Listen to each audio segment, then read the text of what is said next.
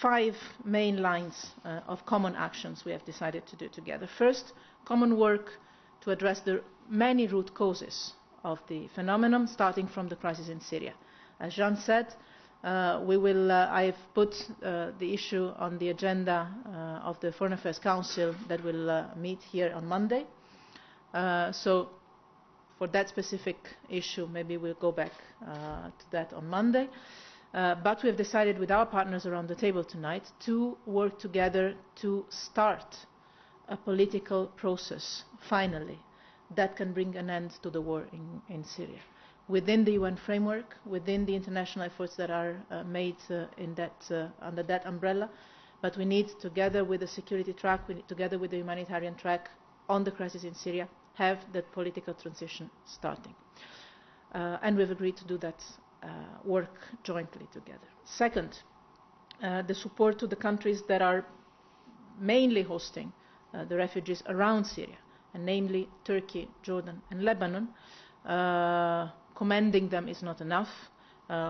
We have decided to increase the humanitarian aid in these countries to support the governments, to support the host communities, and to increase the resettlement opportunities for refugees from these countries.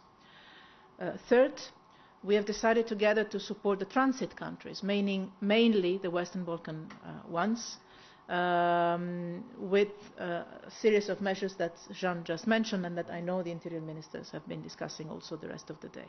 Fourth, to increase cooperation on the fight on organised crime.